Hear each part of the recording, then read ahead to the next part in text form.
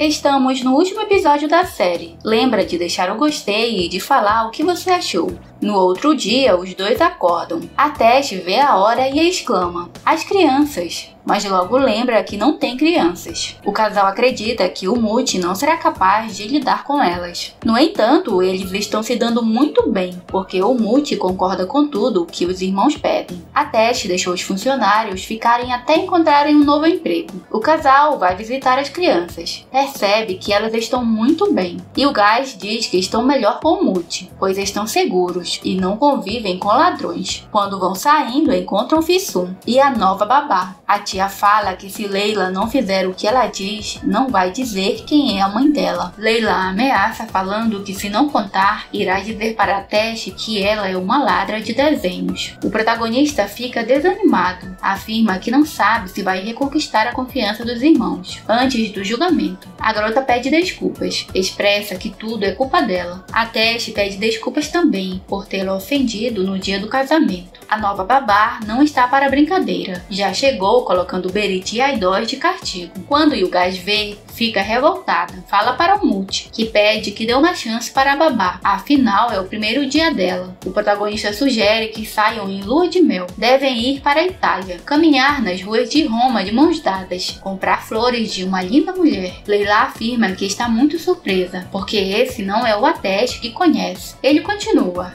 "E no caminho vemos um cantor de rua com uma voz incrível. E então paramos um pouco e o ouvimos. Mas não demoramos muito, porque não queremos chegar atrasados ao restaurante no qual reservamos uma mesa. Mas antes", prossegue ele, "devemos fazer algo muito importante. Jogar uma moeda em uma das fontes e fazer um pedido." Ele dá uma moeda para ela jogar no mar e fazer um pedido.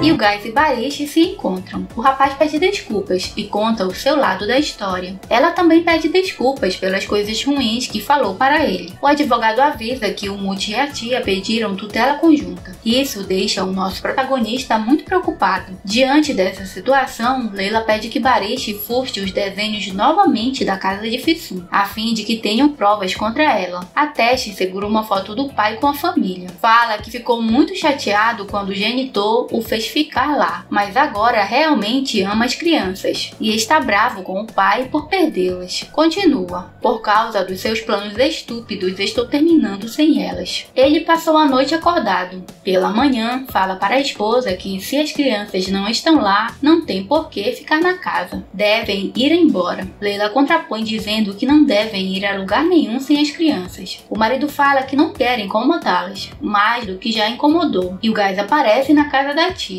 Fisum diz que precisa ir à empresa. A jovem pergunta se pode ficar lá. A tia concorda e o Guys manda uma mensagem para Barish, dizendo para ir até lá porque a tia já saiu. Os dois procuram os croquis e encontram. O garoto fotografa, filma e manda para Leila. E Ter avisa que Firuza está lá e quer vê-la. A protagonista pergunta se ele ou alguém da família a conhece, porque a mulher disse que era uma amiga distante da família e compareceu ao casamento deles. O mordomo afirma que preparou pessoalmente a lista de convidados e ela não estava nela, porque não a conhece. Firuze leva um bolo com castanhas para a garota. Leila comenta que a mãe fazia comidas muito saborosas, embora lembre muito pouco. Biguê desvendou a charada. Vai até a Tess e conta que Fisum roubou os desenhos da mãe dele e precisam encontrar o restante. Ele corre para tirar satisfação com a tia. Pergunta como ela pôde fazer algo assim, roubar os desenhos da mãe dele e colocar o próprio nome. Ela nega. Depois quer saber se foi Leila quem contou. Afirma que é tudo mentira da garota. A Tess pergunta como Leila poderia saber disso. Declara que vai destruir Fisum. A protagonista quer saber qual o interesse de Firuze nela. Conta que Ter disse que não a conhece. Então, por que estava no casamento? Quando Firuze vai contar, Marianne aparece chamando a amiga, porque a família de Mert chegou. Foram lá para pedir a mão de Marianne. Leila entra primeiro. A mulher se alegra dizendo dizendo quão bonita a noiva do filho é. No entanto, quando descobre que a noiva é Marianne, não fica muito entusiasmada. Biguet aproveita para se demitir. Diz que vai voltar para Paris, pois não consegue mais ficar lá. A Teste expressa que dessa vez não vai convencê-la a ficar, porque nem ele consegue encontrar um motivo válido para ficar. A noiva faz café para os presentes. No entanto, sua futura sogra não gostou. Fala que ela não aprendeu a fazer café apesar da idade e não entende o que o filho viu nela. A protagonista, como uma boa amiga, toma um gole e diz que está muito gostoso. Marianne conta que não tem como fazer café turco, por isso usou uma cafeteira. Depois de alguns momentos constrangedores, eles ficam noivos oficialmente.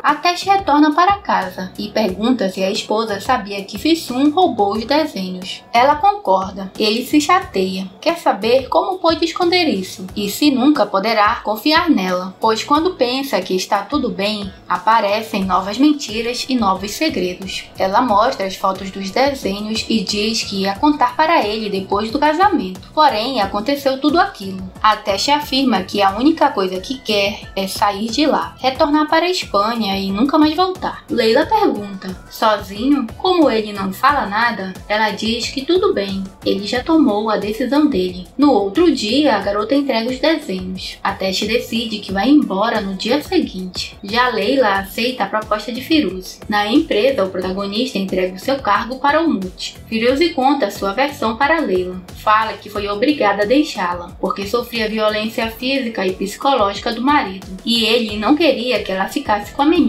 A jovem afirma que não vai perdoá-la, mas quando a mãe a abraça, ela se rende. Nosso protagonista se despede das crianças e volta para casa. Leila fala que vai ao tribunal, independente dele estar lá ou não, pois não quer deixar as crianças sozinhas. Aproveita para contar que encontrou a mãe. A reação dele não é de surpresa, então ela pergunta se ele já sabia. A resposta é afirmativa. Leila diz que deveria ficar com raiva dele, mas não consegue fazer ou dizer nada. No dia seguinte, ele vai embora.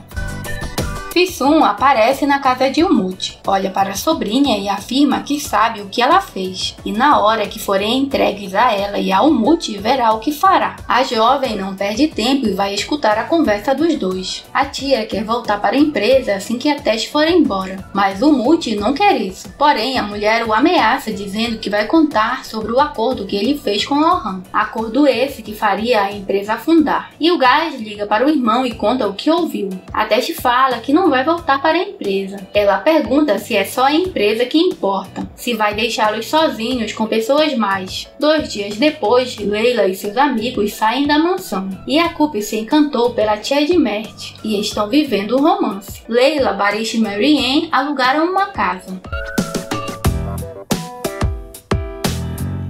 Chega o dia da audiência. A garota apresenta sua mãe para as crianças, que a cumprimentam com alegria. A idosa não perde tempo, olha para Leila e diz: agora está claro de quem veio a sua beleza. A audiência começa. No fim, o juiz pergunta para as crianças se querem ficar com o Muti. Elas dizem que querem ficar com a Teste. O juiz informa que para isso a Teste tinha de estar lá. Por isso, provavelmente ficarão com o Muti e Fi-Sun. A idosa insiste que quer ficar com Leila e a Teste. A garota é chamada para depor. Dentre outras coisas, fala que a Teste nunca deixará as crianças sozinhas, não importa onde elas estejam, e que o fato dele não estar lá não muda nada. Surpreende a todos dizendo: eu gostaria de assumir a custódia das crianças, em nome do meu marido. Berit nota a presença do irmão e diz seu nome. Todos olham. O advogado afirma que seu cliente trouxe informações que podem mudar o rumo das coisas, por isso chegou atrasado. O protagonista informa que a tia não faz mais parte da empresa porque roubou desenhos e os usou como se fossem seus. Continua. O Muti também não faz mais parte da empresa porque se envolveu em um esquema de corrupção. O Muti tenta protestar, porém o juiz pede que não interrompa. Assim que recebeu a ligação de Yugás, a Teste fez uma reunião secreta secreta com os acionistas da empresa, a fim de investigarem o Muti. Diante das acusações, Fissun acusa de levar fraudadores para o tribunal. Menciona que um deles, Onur, está até preso. O juiz pede para não falar sem permissão. O resultado da audiência foi que a Teste ficou com as crianças e com a empresa. A Teste diz que elas podem visitar o Muti sempre que quiserem, afinal é irmão delas. As crianças comentam que o Muti pareceu realmente arrependido do que fez. Passado algum tempo, todos se reúnem para um almoço. Eles comem, celebram e dançam.